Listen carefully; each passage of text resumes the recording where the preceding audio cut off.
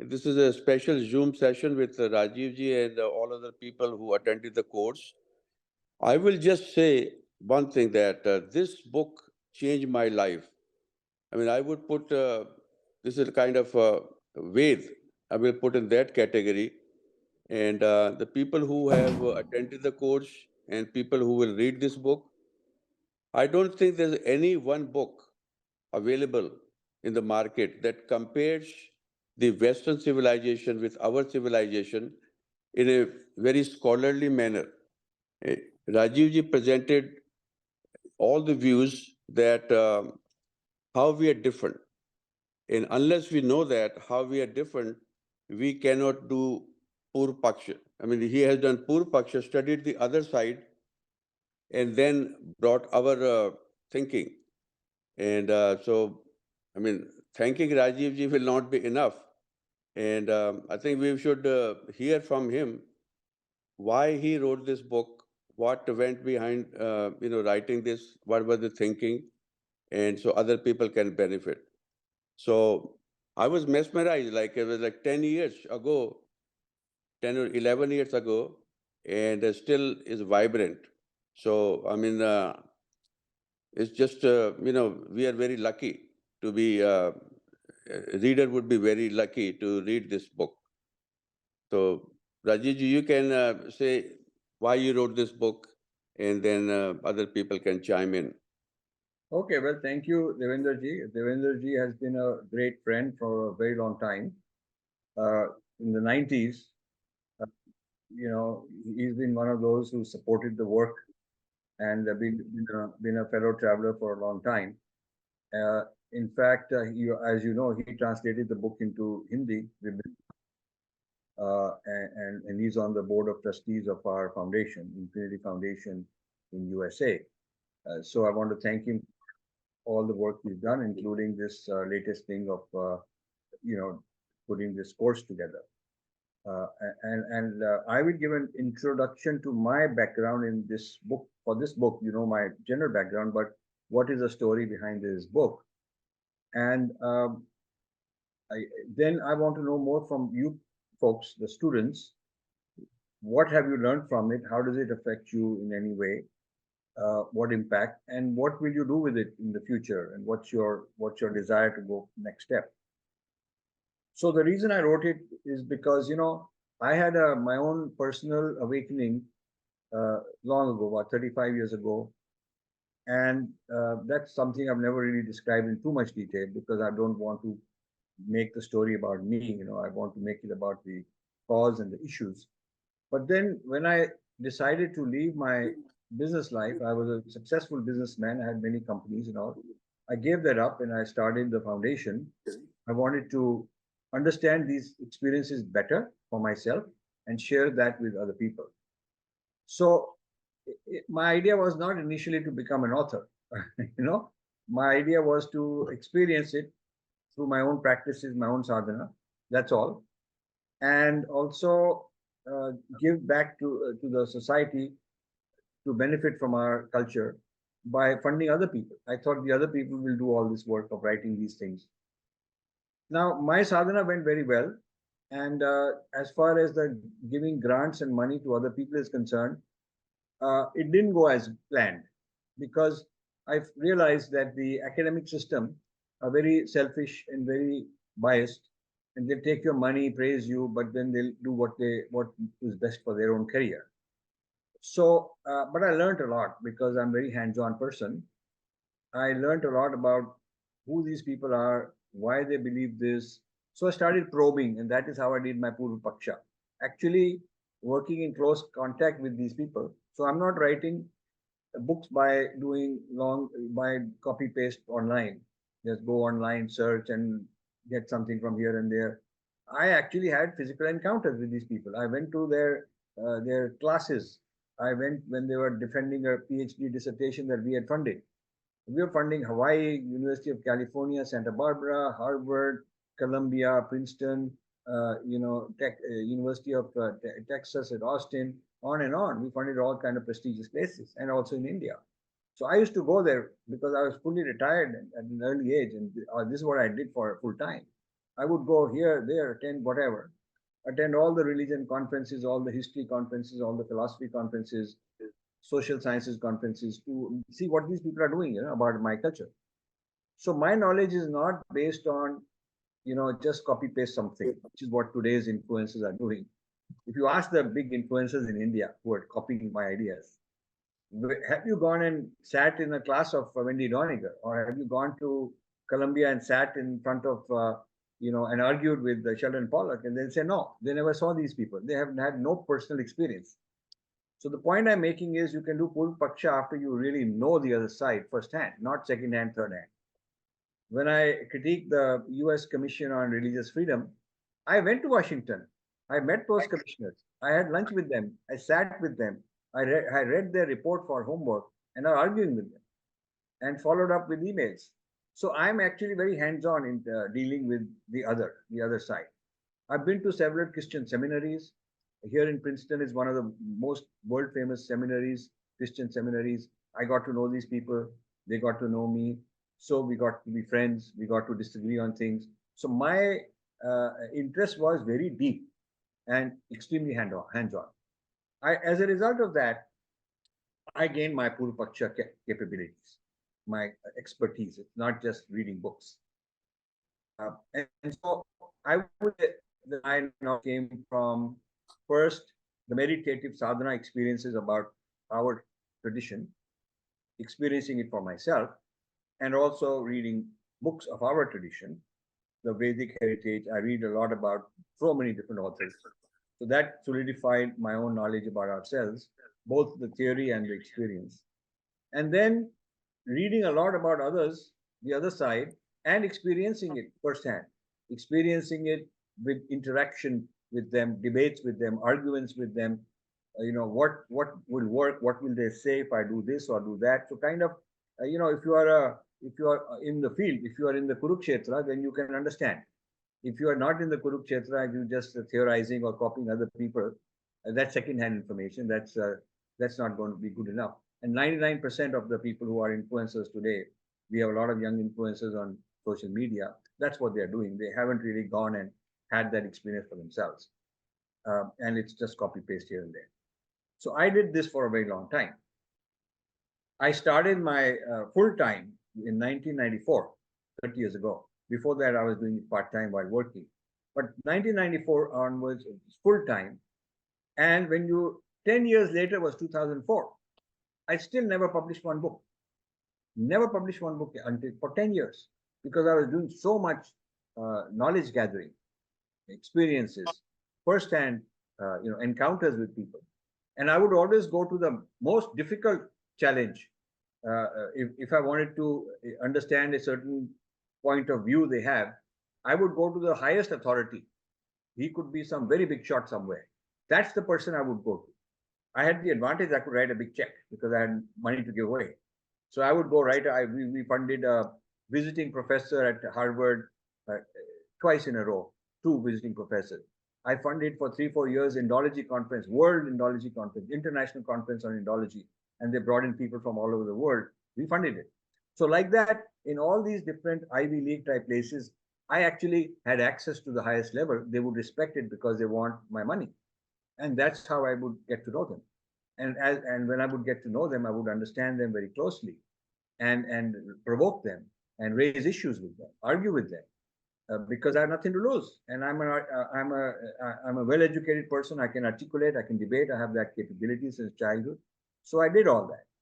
Now I realized after, I would say 15 years, the first 10 to 15 years, I realized that I got to be my own scholar. Okay, and I'm a good scholar, so why shouldn't I be writing?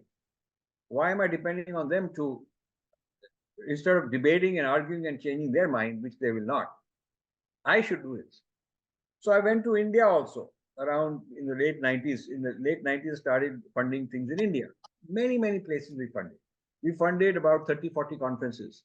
We funded some scholars, individual scholars. We funded think tanks. There were not too many good think tanks, but we tried to get them. So I also know the whole thing in India, how mediocre it is, how lousy, not high quality. Very bombastic, very emotional, full of, but not with deep substance.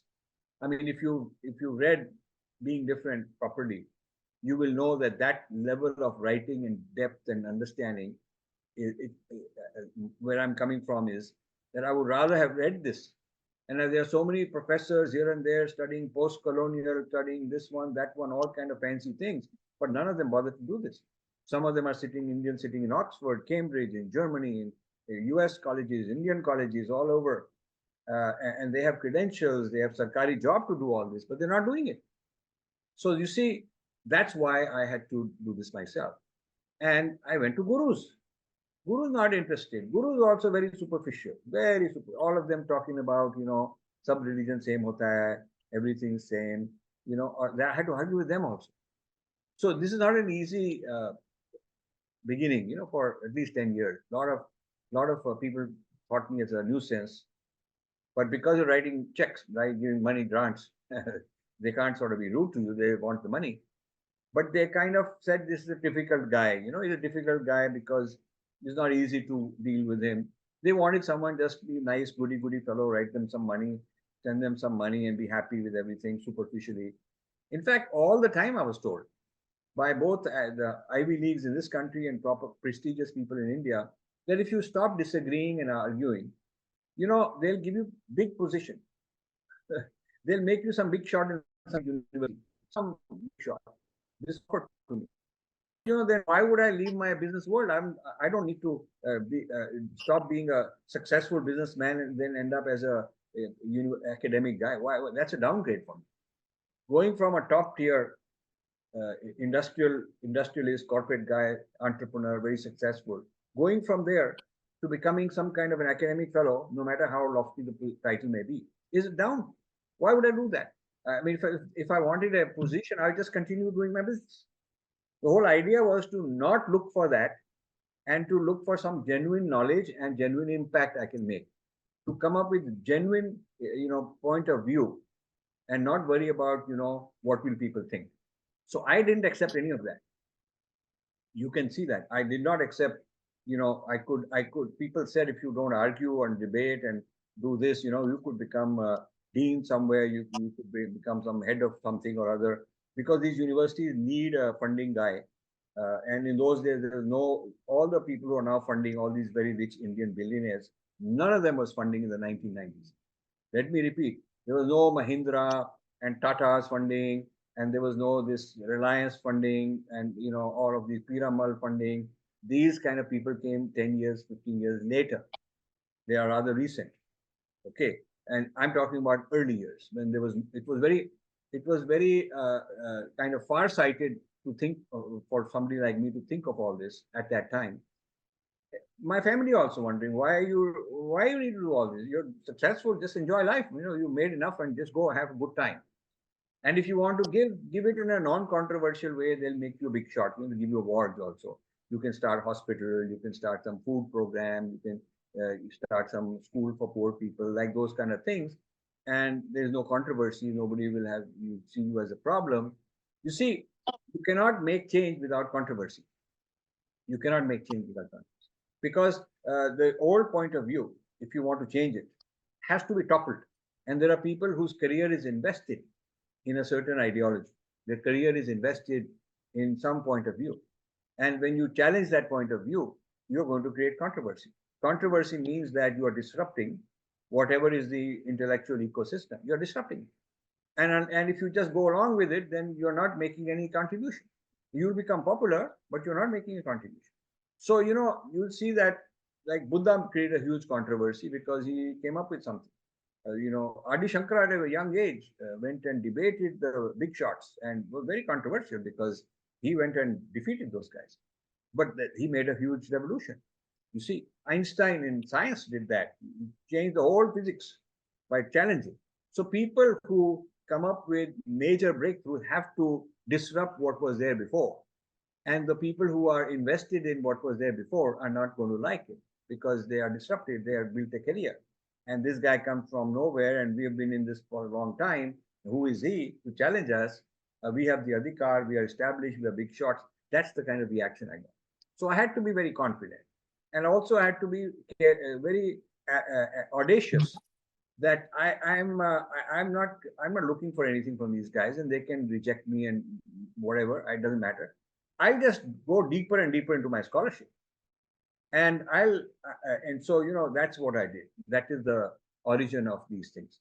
Now, until Modi came to power, this is an important point, which is only 10 years ago, 2014. I had been around for 20 years before that doing this. There was no Modi doing it. RSS is completely confused about these things. They had no clue. They had no clue. And they would openly say that we are, this is not our job. We are doing grassroots work in the villages like that. So who was doing it? I was doing it. The Indian embassy, they didn't want to do this. It is too controversial. The gurus didn't want to do this. They just wanted to go teach their meditation and raise funds, build a temple here, like that. So for 20 years prior to the Modi wave, we were the wave. It was our wave. And Devendraji knows that. He was part of it. The old timers, the ones who are older, bit older in years, and who were there in the 90s onwards, they know this. They know how we set the fire, how we lit the fire, this revolution, this wave. What an effort it took, how controversial it was, how much anger people threw at us, how much difficult it was to get appointments. Hindu temples in North America would not want me to come and speak because they said, no, no, no, no, no, it is very, he'd say something, patani, we just want to be nice, goody, goody, like that. Now they're all talking about Hindu phobia. They're talking about, this conversion going on and there's all this, that, and the other. I was raising these issues when it was not popular to do that. So my reason for writing this book goes back into my what I was doing for 20 years. The book came out in 2011, but I was there since the mid 90s, since 94, uh, doing all this work full time. So when this book came out, and this book came out and Breaking India came out about the same time. People were mixed reaction. Okay, Are, you are trying to. People in the diaspora were saying, we're doing very well. We're making a lot of money. We got a big house. Our kids are good. We got a job. Why we want to respond to the West? And the West is good for us. Chup karke baith ke, keep making the money. And, just don't rock the boat. Okay. Why is this? So I didn't get supporters. Nobody wanted to support it.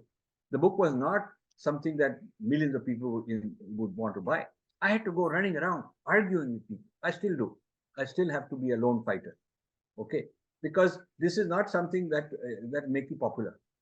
To search for the truth and not to keep it just private, but to share it, and then to argue it, and systematically, logically, not in an angry way, and to be able to substantiate all your arguments with good data, good evidence, is a very difficult job to do, and it also requires emotional strength.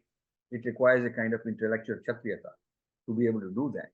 But you can't just be bombastic Kshatriya without having done your homework. You have to do that too. So you see, I think my best years were before Modi, very honestly. Because while I got no support, it also got the best out of me because I had to fight for myself. And when Modi got into power, which is very important, very good, I'm glad. But then million other people came because of Modi. Everybody could now start saying these things. They had not done the work like I talked about for myself. They had not done this kind of work, but they could copy here, copy there, and just start this channel, start this manthan, start a conference series, start talking big and all that. Use the buzzwords without having done the work. So this means that according to our karma theory, you have not done the karma, but you want the phal. What is that called? It's called stealing. You have not done the karma, but you want the phal. So you want the results, outcome for yourself to enjoy, but you haven't put in the effort. Okay, the effort is long term; it takes decades. So I found that because Modi made it okay, now it was safe. Previously, it was not safe. Now Modi made it safe. It was controversial because Modi is controversial, and then later he became non-controversial. But initially Modi was controversial, so it allowed many other people to kind of under the Modi umbrella to jump in. So a lot of BJP type people came, a lot of Sangh people came, a lot of random people from here and there. People came, media people, all kind of Hindu right wing was, become something that is safe to be. So that is the Modi effect. So people think that this whole renaissance started then. It started 25 years before. Okay. So that is the story that we have to put on the table. Uh, by the time these books came out, I had been into it for a couple of decades already. And, Devendraji knows that. So that's the kind of a background. And now I would say that many of these ideas are quite well established in the mainstream. For instance, this chapter called Sanskrit Non-Translatables, there is now a whole book I've put out called Sanskrit Non-Translatables. And now we are doing a comic series, taking each of those words and making a little comic out of it to show its difference. We have done animations for these different words that are, you can't translate them properly, they're not translatable. So that's an example of the idea going mainstream.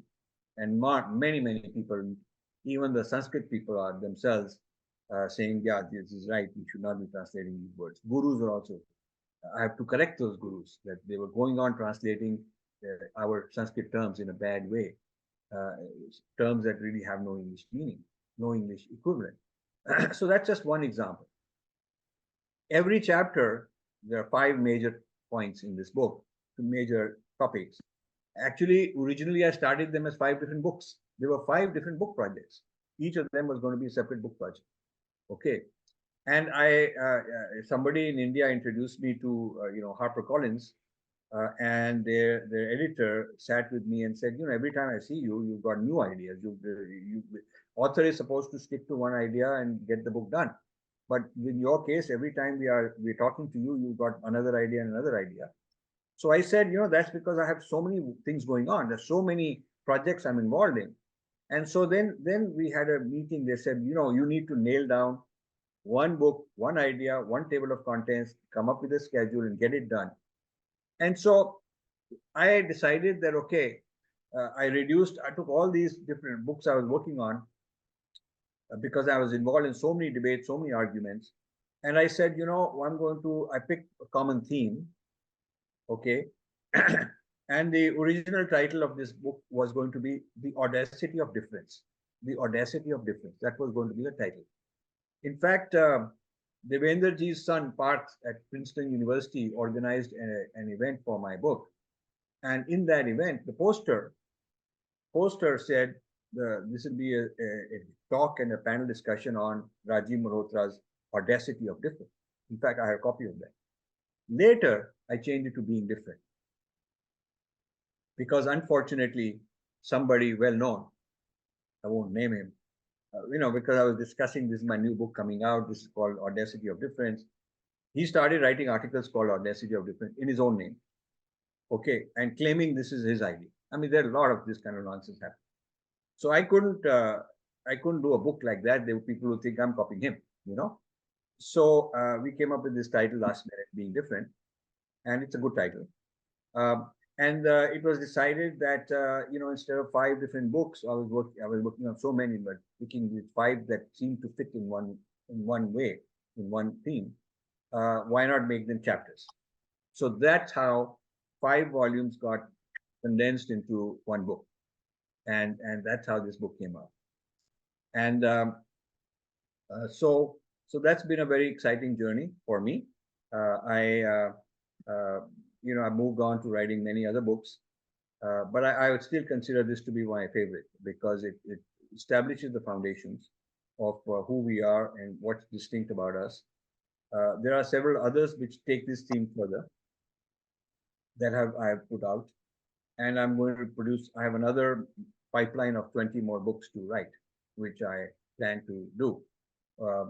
Not at the same speed and like I used to, because I have all kind of issues that I have to address, personal issues. But the goal is still the same, that I want to get all these books out. And the idea is to, I'm not writing for instant glory and fame and all that. I mean, because for that I would, if I wanted that, I would spend less time working and writing, which is very serious, hard work, and spend more time, promoting myself. So we have not put out an annual report. We have not gone out and done all these fancy things that people do to get themselves known, even though they've done very little work, but they can go out and promote a lot. The idea is to keep it intellectual and serious for those who really are ready for something very serious. You know, our tradition goes back to the ancient times where people had to be very deserving to be admitted to somebody's academy. To get into Dronacharya's academy, you had to be deserving. More difficult to get in than Harvard. You know, the top gurus would not accept any old person, and they would put you through the test. So the idea of knowledge was something very special for meant for few people. Yeah.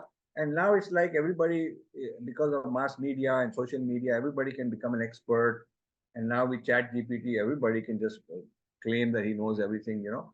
So in a sense, it's diluted the quality of the brain because we have it's more easy to show off and become an expert if you have good articulate skills. Okay, you don't have to have brains, but if you are articulate and you can, you know, bullshit, you can get ahead. So but I'm not writing for that group.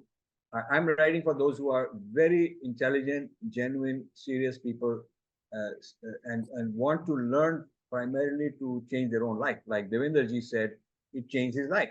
So I have done that. This has had that kind of effect with large numbers of people. Okay, large numbers of people. They write to me, they call me when I go to some place. There are so many people who meet me who read this book or that book and how it affected them, and that's the kind of group I'm working with. And my goal is whether during my life it's only a small number of people or a lot of people, doesn't matter. But I'm writing for the future. I don't want our tradition and our knowledge to disappear. And the things I'm writing could be out of circulation. The evidence, the original sources may be out of circulation unless this is put together very quickly. So I am also rushing against the clock. Partly my own life is finite, and partly also the material itself has to be put together sooner than later. And that's what I'm putting together so that whether it is 5 years from now or 50 years from now, whoever it is in the future that is genuine, that decides that, okay, this is serious stuff, should have a place to go, should be able to go and get this knowledge that we're putting together. So it is being written for the future. It is being written for maybe a future generation. Because I think presently, to be honest with you, I'm very disappointed with the government in India. I'm disappointed with gurus. The government, even this new education policy is quite disappointing.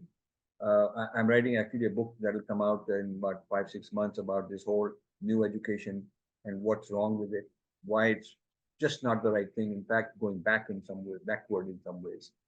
Um, so I don't think that the current institutional mechanisms we have are conducive to a genuine deep renaissance. Gurus are getting a little better. Some of them are now becoming more Vedic and Hindu and not this popular, like previously, even some popular gurus that all of you know would go around saying that there's nothing Hindu about yoga.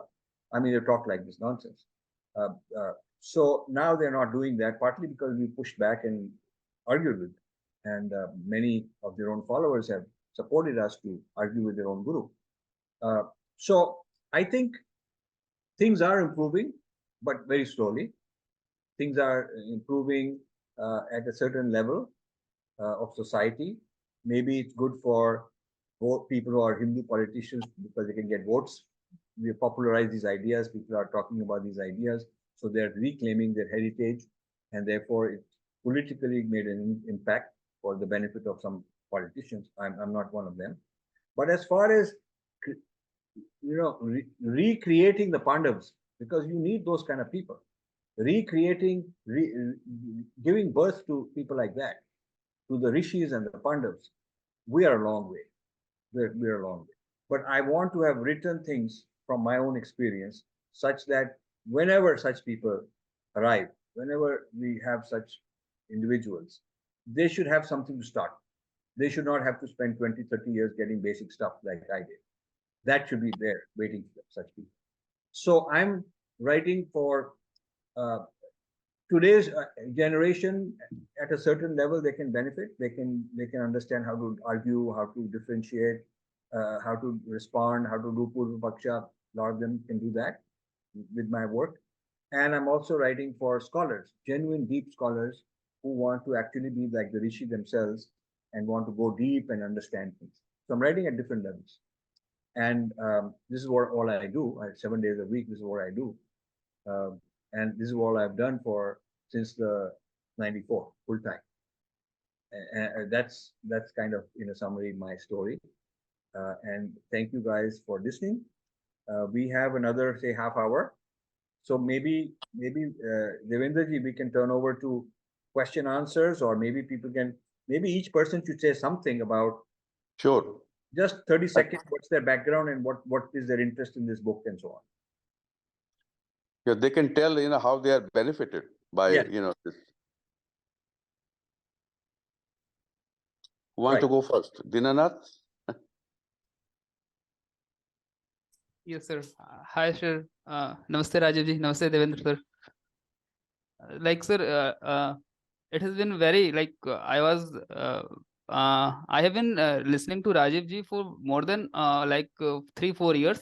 And like after listening to Rajiv ji, I can connect the dots. Like initially, I was a kind of nationalist who has not very deep understanding. Like I was unable to connect the dots. Like what is happening in India, I was unable to connect. Like how it is deep rooted. But now I can connect the dots. Like how it is, like how it is implanted. Like all the things are started from the Harvard. Like and how it is now it is like propagated in India. So it's like very good understanding for me. And of course the spiritual part as well of this being different. Like the our Indian philosophy is not we are not born sinner. Like as compared to the Abrahamic religion, they believe that everyone is born sinner, and in order to get rid from the things, they are dependent on the church.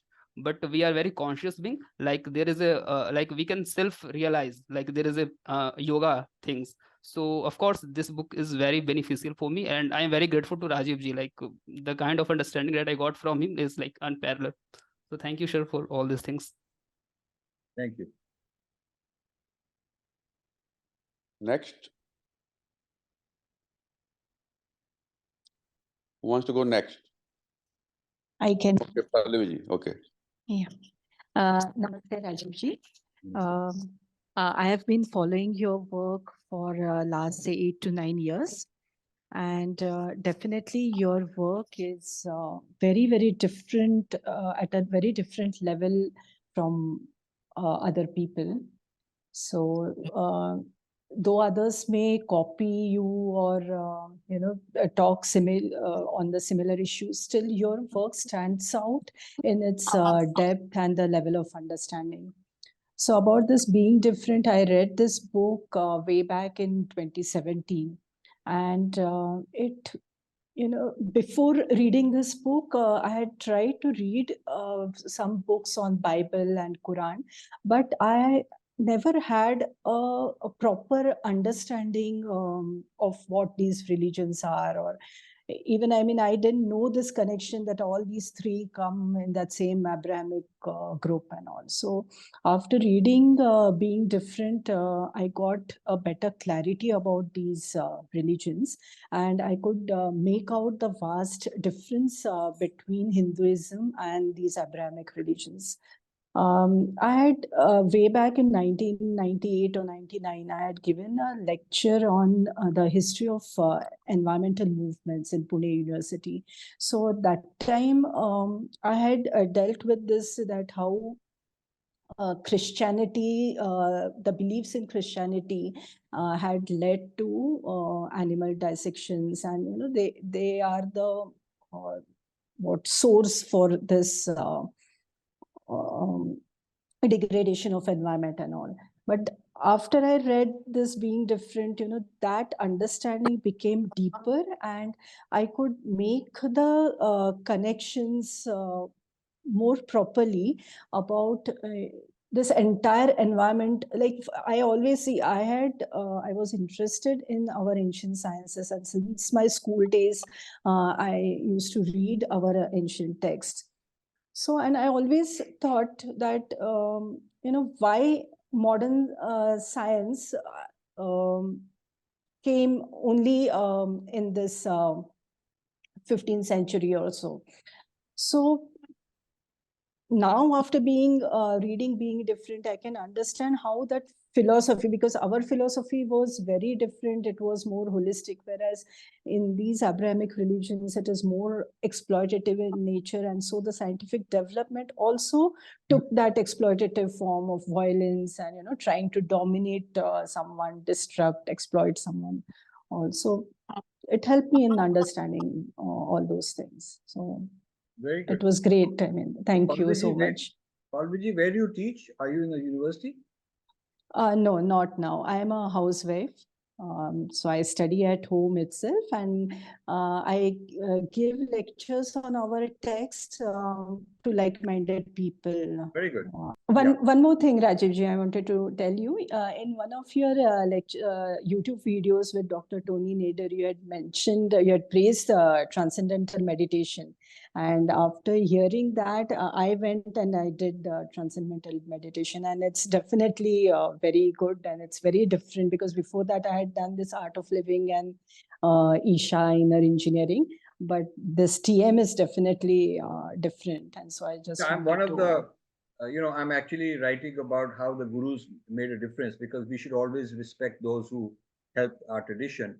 So one book coming out in August is on Sri Aurobindo and his influence in the world. And then another one I'm working on is Maharishi Mahesh Yogi, who started the TM movement.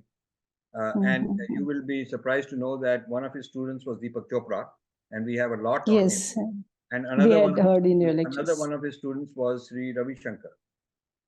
Yes. You might not know that. No, I had heard in your YouTube videos only about this. So we have photographs and pictures and lectures, and then another one of his students was somebody called Prabhakar Rishi. Yeah. Who's no more. And Prabhakar Rishi taught his disciple is Sadhguru. His disciple was Sadhguru. Sadhguru. Right. So Sadhguru's guru's guru was Maharishi. Okay. Yes. So interestingly, in the old days, we believed in the lineage system. Everybody respected their guru. They acknowledged their guru. In fact, they all start out by reciting the guru is guru is guru is guru, like that. The whole lineage, the whole parampara. It was a very important part to acknowledge that. But now people want to claim, the ego wants to claim that I'm the big shot, then I don't need to talk about anybody else, and then like that. I am very clear whenever I have an opportunity, I thank all the people I learned from. And that's why you will see in my books, I have so many sources, so much. The bibliography has got hundreds of entries. I'm not trying to hide where I got it from. In fact, it's a matter of academic excellence that you are acknowledging all your references. So, but nowadays, some of these gurus are not acknowledging who they learned it from. But I think Maharishi did an amazing job spreading the Vedic knowledge to the rest of the world. One of the pioneers was Maharishi. So I'm glad you connected with him. And I have no problem. In fact, I'd love to thank my gurus, and I have many. I was making a list of all the gurus from whom I learned something or other. And there's like 12 or 13 where I went and attended courses, lived in their ashrams, learned different kinds of meditation, different schools, different systems, and it all helped me put my own stuff together. It all helped me. Let's go on somebody now. Isha?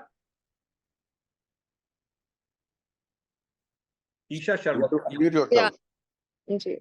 So, Namaste Rajiv ji. Rajiv ji, I basically first got to know you when I was in severe depression, and I just happened to, somebody recommended your name, and I watched your videos, and I messaged you on the Twitter also, and you told me, Isha, get a sanidhya of some guru and all that. But after that, I just left Twitter, but then again I reconnected after reading Ramayana and Mahabharata, and I read them, and then I got to know about this book being different, and it made a whole lot of difference in my attitude, I would say, in a way that, as you mentioned, that most of the Indians are emotional in their approach, and they don't defend themselves. And I remember one of your YouTube video with Satyanarayan Dasa Baba, where you were saying, just guys, make it your yajna to defend yourself, and that's what I did. After, I mean, I'm still a student, but what really made the impact, I would say, the three books who made impact in my life is Ramayana, Vedvyas, Mahabharat, and Vashisht Ramayana, and your book. And now I make it an effort to defend myself, like during lunch breaks, or yahan pe all this Indian diaspora, they have all Christmas parties and all that. So I try to make my point assertively and in a humble way, not getting emotional. So it basically, changed me. It changed my perspective. It armored me. It gave me weapons. Like, I'm not someone tari or which why all are same and all those kind of things. So I had so much chaos going in my mind, why we are born, why we praise Krishna, why the all these Vrat kathas are written in this way, are we really sinners or papi and all that. So all these questions I had, and believe me, I asked so many people, and some gurus made fun of it. Someone go get married and all those kind of things, but none of them gave me the answer. But then finally, agar Bhagwan has given you that dukh, so find your solution. He gave you ways also.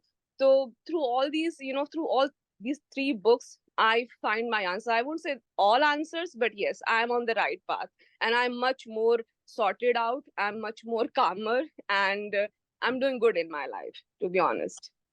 Isha, this is so nice to hear. So happy to hear about you.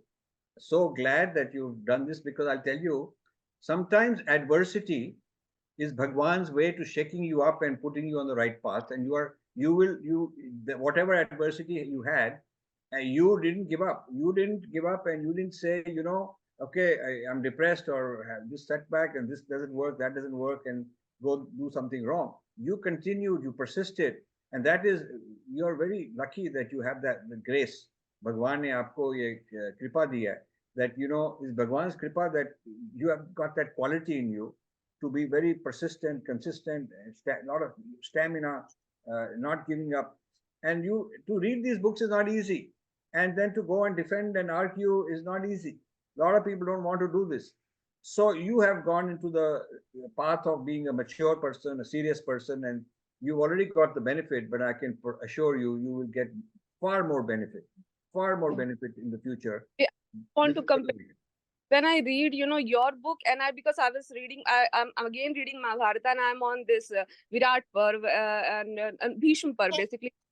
So all that, when Arjun has a conversation with Uttar, and when Arjun and Krishna has a conversation, so it's just like they are talking to me, and through your book, like they are talking to me, just like when he say Uttishth Bharata and all that, it's like it's saying to me.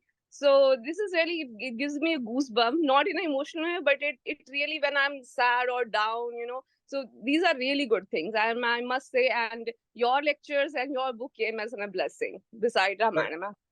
very nice. This is so nice for you to share this, and we really appreciate that. And you're a good role model for millions of our youth. They are not following what you're following. They're going around randomly here and there doing the wrong things. And so thank you so very much, Chinmay. Namaste Rajiv ji, Namaste Devendra ji. It's an honor to speak to you. So I would like to share two things.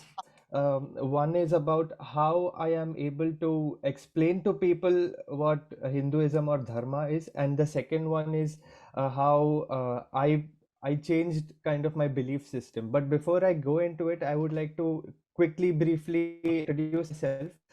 I I have living in Germany since 2017, and from 2017 to 2020 I was in Germany doing my first masters. After that, I for 3 years during COVID time I was in India. That is when I read Being Different, and now again I am in Germany since 2023, and I have seen the difference in myself. So back then, in my first term in Germany during my first masters, I used to interact with international students and Germans here and there, and told them I came from India. Then they asked me about Hinduism, And I had no idea. I would just say stuff like, we worship Vishnu, we worship Shiva, we worship Rama, we have festivals, but I couldn't really explain to them the metaphysics behind it. Now, when they ask me, rather telling them what Hinduism or Dharma is, I tell them what it is not. So that is where they start understanding, okay, this is something different. And that is where I start. I change their belief system, rather their understanding of religion, and then I tell them about the metaphysics and the theology in Hinduism. So that is where I am able to explain stuff better after reading this book. Secondly, about my own belief system, I used to be a believer before reading this book, and this chapter in your book, which is Adhyatma Vidya versus history-centrism, Yes. that had a very big impact on me. And somehow I stopped believing, in the sense that believing became very irrelevant to me. I was more of a knowledge seeker. So I just stopped believing in historical things, and I thought of Ramayana not as a historical um, event, but rather something to learn from it. So uh, that is where that was a very big transition in the way I started thinking. Very good. This is a very important point you made. The yoga, which says that here and now, I can understand whatever happened to whoever happened in the past. I have the same rishi potential in me. Our tradition says that. So whatever, rather than being fixed on the history of a rishi, which is guideline, that's a guideline. Like you said, mine is a guideline. Uh, but in the Bible and the Quran and all that, you're not allowed to say that I can have the Jesus experience because I have the same potential. So understanding the history of Jesus is okay, nice story, but the idea is that I want to have that same experience for myself, or to tell a Muslim that, listen, whatever Muhammad got, you should do your practice and meditation, and you will get that inspiration and that same truth for yourself, and you're not stuck on some history. You say that, they'll be so upset at you because they're obsessed with history. They are sort of limited by history. They're a prisoner of history. That is the term I use. They are prisoners of history. And this our yoga, which is not just physical asana, is intended to liberate you from that historical prison, so that you can have these experiences here and now for yourself. That's a that discovery you made from this book is a very big opening, and Yes. it can change your whole life. Your whole life you can change. Yeah, actually, I feel it. Yeah, that's very good. Thank you so much. So Thank now you. we have Sri Sivani, please. Yeah, Namaste Rajiv ji. My name is Sri. I am based out of Memphis, Tennessee. So firstly, I came across your work in 22. That's my first encounter with your videos and work. So after that, my major encounter with the next generation anti-Hindu propagandists like Gail Omved's daughter in US. So after that, after reading your books and your videos, I started writing or arguing with people who hosted them. And then even after doing stuff like this, and I also had a couple of encounters at work. Even I had to write back to them saying that what you said is not true and all the stuff. But even after writing these and arguing with them, I still had this notion in mind that all religions are same. Why do this? And I have a friend who got converted here in the US, and then I was in a dilemma. Uh, this differentiation and what's different in our tradition compared to these. And from this book, or I haven't read the book completely, but I've read parts of it, and then from Devendraji's presentation, I got to know the history-centrism and what is different in our tradition, which made me more confident and present ourselves in very confidently. Because after that, I had couple of presentations at HSS on your book, Breaking India 2.0, so which made me assert our tradition with more confidence. That's what. Thank you. This is wonderful. You're a good ambassador for the kind of work we've done, because you're taking this knowledge, not only putting it in your own life, but also taking this knowledge and spreading it and propagating this knowledge, and hopefully your influence is encouraging other people to read these books also. It's So my honor. yeah, so very good. Thank you for And that. the next one is A. Kumar. Hello, Rajiv ji. Namaste, Devendra ji. Yeah, just I hope I'm audible. Sometimes Yeah, there's an you're issue with. audible. Yeah, Yes. you're audible. Okay. Yeah, I think the first time I came across one of your videos, let's just start with that, is probably 2016, 2017, sometime around that. Yeah. And I mean, it was the video where this Western Indologist professor is heckling you in one of your lectures. And at that point of time, I mean, identity crisis for me was very palpable. Like for somebody who's not rooted in, where I come from, what's Hindutva, and someone who's, raised in this environment of, atheism and socialism. So at that point of time, I was very confused, you would say, but a- after that video, I started following other videos on the Infinity Foundation channel, and it kind of helped me get rooted into where where I am, what in terms of civilization, where we are supposed to be headed, and that type of thing. And one problem I have is I can't read a lot of books, which is it's just a thing. It's not a habit I have.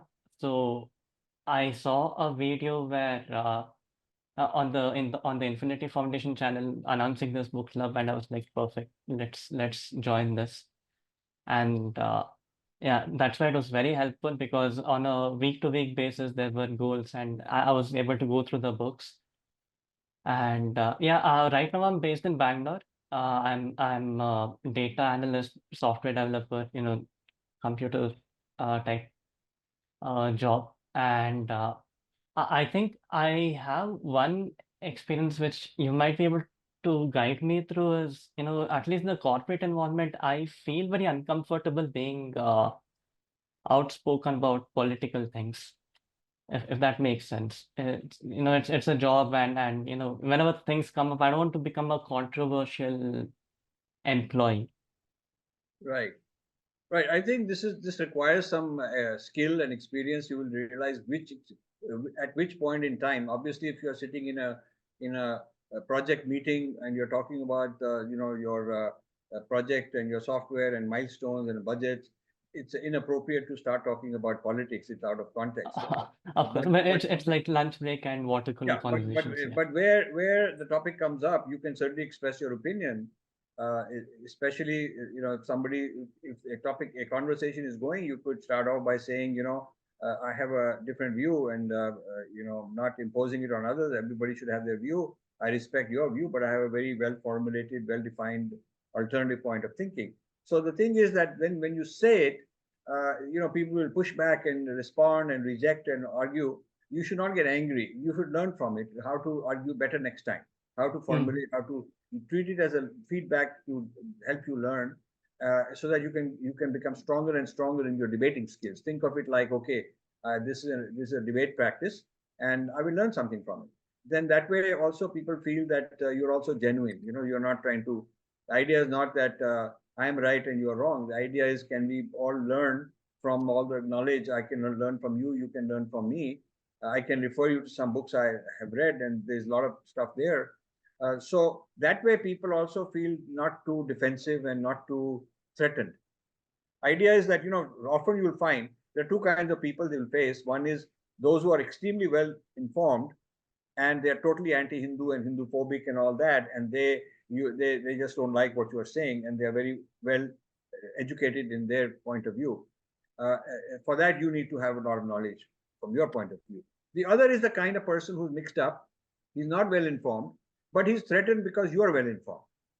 He's threatened that you have well formulated views, and he doesn't know how to, for whatever reason, he finds it threatening because it shows his own inadequacy, his own inferiority complex comes out. So you'll learn. I'm glad that you are into this, because you'll become a better person. It'll also make you a better professional, because you'll be so clear, And people will realize that he's not trying to knock us down. He's just very clear in his thinking. You know, Prabhakar. It's So we have Prabhakar. Yeah, Prabhakar, please. Please, You are muted. yeah, Muted. yeah. Namaste, Rajiv ji, and Namaste, Devendra bhaiya. I have not read your the book, but I attach with this, the group, and actually I come to know that. But I read the, the Mahabharata, Ramayana, and all this stuff actually. So my question is that, like, I after hearing your story, I can simulate that when you struggle a lot. So what is your inspired? Like, like you said, you want to inspired others, like, I want to become you. I'm not comparing with you, like, maybe I'm not that much the effort I'm putting on. So what is your suggestion? So what we have to do, like the all kind of homework, like you already explained that, but like, you have to, I have not the copy paste kind of things doing. I was doing the real work, then I can realize, then you can debate with your real point. So what is your suggestion for me? I have a, the, I want to be become a good thing, who can change the everyone life, like, in a good way, not in a bad way actually. So what is your So, suggestion? so So Prabhakar, I would say that before you can change others, you should change yourself. All the other people who spoke, they talked about how it affected them first. So first, Dinanath said that, Pallavi said that, Shri said that, Chinmay said that, Aditya said that, Isha said that. So basically, what they have said is how it made them think differently, made them more confident, it answered questions, gave them clarity, made them a happier person, gave them a purpose in life, gave them a direction to go. So once they are like that in their own life, Devendra ji started out by saying this is the most important book that changed his whole life. He didn't start out by saying that he basically went after other people or something. That comes later. That is stage two. To argue is a good thing, but argue from knowledge. Argue from having your own stability and maturity and confidence. So I would say that uh, you asked a two-part question. The first you said how to argue better, how to represent it better to other people. I would put that second. The other part is first, which is how do you help yourself? So you need to have a program which says, I want to understand life. I want to understand things like, who are we, where we came from, where we go after death, how are we different. I want to understand for my own sake. I'd forget anybody else. I want to know this because it makes me a better person. It makes me a more secure person. I then know why I'm doing these things. So and when I when I hear many people saying many things, I want to be able to, whether I tell them or not, whether I respond or not, I want to be able to figure out, hey, why is he saying this? Where is he coming from? What I think is not right about him. So I want to quietly observe. I want to be a better person for my life, and I also want to be quietly observing other people and life around me and understand it better. I want to understand life better. So it should be a uh, it should be a uh, the whole idea of going through life just like a zombie reacting to things is not acceptable. So the reason the people who are here like yourself have a quest to look for something more for themselves, and then you'll worry about sharing it with other people also. And I think you should make a plan that you will read. If you are not a very experienced reader, you make a plan that you're going to read just a few pages every day of this being different, just a few pages. You're just going to read a little bit and reflect on it and read it 2 3 times and see, okay, what I understand, I will not understand 100%, but I understand something which is new, exciting, something make me think. And then next day you read more. So I know some people who read 2 pages a day, and they take many days to go through one chapter. And then when the chapter is done, they read the chapter fast again 1 or 2 times, and they right away they say, I'm hooked to this. This is my plan. I'm going to learn every day little. It's not necessary to go through the whole thing quickly. That's not a good idea. You go through it like make a long-term project. Say, okay, I'm going to spend a year, and I'm going to really, if I can understand not every 100%, but majority of the things written in this book, slowly, I will have changed my life. So I think that's my advice. Thank you so much Anybody else? to answering my question. Thank you. Maybe it's a question, but yeah, thank you so much. And yeah, Devendra Bhaiya always inspired me. I always used to talk, and he always inspired me a lot. Thank you Thank so you. much for you. Thank you. Yeah, I will try to implement it. Thank you. Last one we have is Shravanti. Hello, sir. Honor to be in your presence. I can't tell you how happy I am to be in your presence and everybody here. I have come across your video. First time is about breaking in your forces, which is snakes in the Ganga. I've read your, I've read the book. I haven't completed it. I've just started. I started reading the Sanskrit non-translatables also. That book was like an eye opener. How each word has so many meanings in it, which I had like no clue about, and how language kills the translation. A lot of meaning is lost in the translations.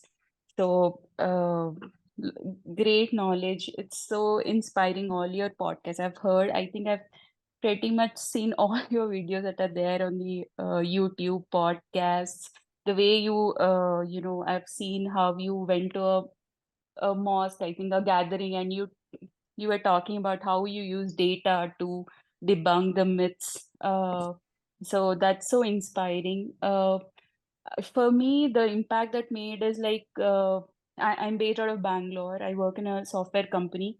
So many times I feel like, okay, I'm a Hindu. I do my practices like that I've been taught in my house, do my things, but then lot of times I get lost in why do we feel we are so great, and why do we feel we are so much better than other religion? Why do we have that superiority complex sometimes, whereas there is no data to back it up, right? Like but then I started reading. I read all our ancient history, mythology books, everything, but then sometimes we need the data, right? Like why are we, what is that solid thing that we are doing? What is that solid philosophy that builds nation, things, sense of community and things like that. And in your books I'm able to get a lot of data saying that this is the reason, this approach is better than this approach, and this is how we understand ourselves first and then build community, based on a solid foundation. So, and then I came across Infinity Foundation link, and then I was following that. Then I came across this book club, and I'm so glad to be part of this event right now. Thank you Good, so good, much for doing what you're doing. good, good. Very wonderful. It's been so nice to meet each of you. I could go on for a long time, but I have a physical therapy appointment in a little while. I have to leave. So I wanted to get to know you because obviously you put in the effort, and it means a lot to you. It has transformed some people's lives, and I want you to become ambassadors to promote these ideas to other people, to encourage them to read people that you come across. And those of you who want to stay connected, follow me on Twitter because that's an easy way to know what we are doing.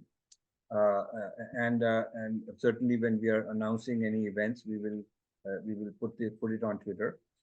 We don't announce very aggressively and promote the event too much, but we certainly send one tweet for sure every time. Like there is an event we are having on August 3rd here in New Jersey. Kona is asked Infinity Foundation to conduct a one-day seminar on intellectual Kshatriyata. This is for young people. We are going to, and I'm bringing a whole team of people. Some are based in India, some are here, and we are going to do workshops on how to be examples of how to be a Kshatriya. And so therefore, so those who are not present can watch it later on. That's an example where of the kind of thing we're doing. I'm going to India and mostly Delhi, but I might go to Surat and Pondicherry and certainly Bangalore. I'm going. We'll launch one or two books and there'll be some other events also. So you can stay in touch through Twitter because that's the one place where we announce everything. We announce quite a lot from we announce quite a lot also on other channels, but this is the best one. Now, you have earned certificates I have signed them, and I want you to receive them. This is a video, otherwise I would shake your hand and we take a selfie, but we can't do that. I think the technology is not that much there today.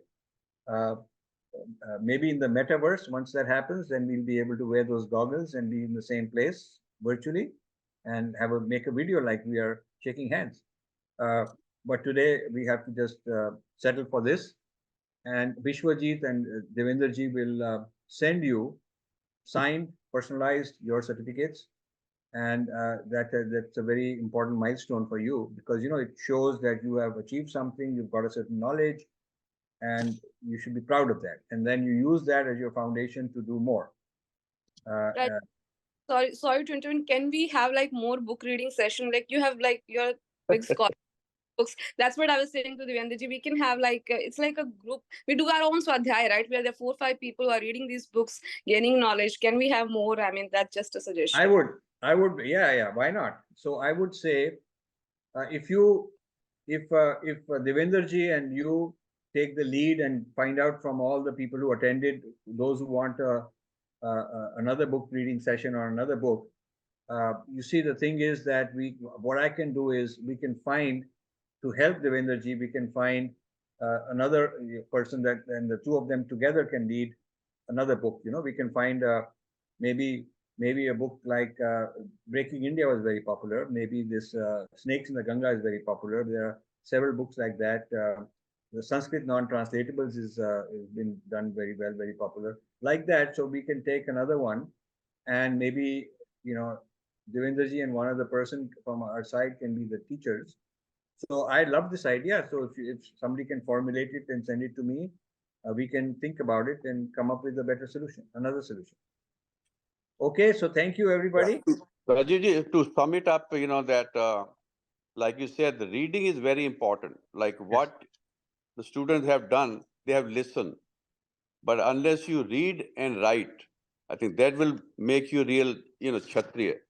Yeah. And always, lions fight together, not, wolves fight together. But I think lions, like Rajivji, like, will come out and present ideas. And thus, I think he wants all of us to become lions. And lions have, they can do justice. A wolf will never do justice. So that would my recommendation would be to read and then, speak about it. I think you'll become better scholar. Yeah. And I think that's what it is. I mean, and you have to read multiple times. Yes. I think Being Different is such a, like complex book. And if you have just listened, like one seminar we did, like, multiple days, but unless you read it yourself and then go out and speak, that will be like a more confident. Yeah. And I think this is what I'm speaking from my heart. That's what I think I benefited. And this is, I think I want all of you to have the same benefit. But you got to, make effort to Yeah. read, get the book and read it. I will fully agree with it. I'm not advertising or marketing this or something like that. I'm genuinely telling you, it was written as a kind of a book for a reader to read, meditate on it, reflect on it, think about it, contemplate on it, come back, read it again. It's like a journey that will make you go deeper and deeper. You become a better person, happier person, more confident person, clearer thinking person in your work also, in your relationships also. So it's not a quick read. Don't think that, okay, I'm reading very quickly, I can't get through to it, so maybe I'll stop reading it. Don't do that. I think you should stick to it and go through it in a very detailed way. Thank you, everybody. Thank you so much. Wonderful to talk to you, and keep in touch in whatever way you want. Would love to stay connected. And namaste to all of you. And thank you, Devendraji, for all the effort you've been putting in for so many years.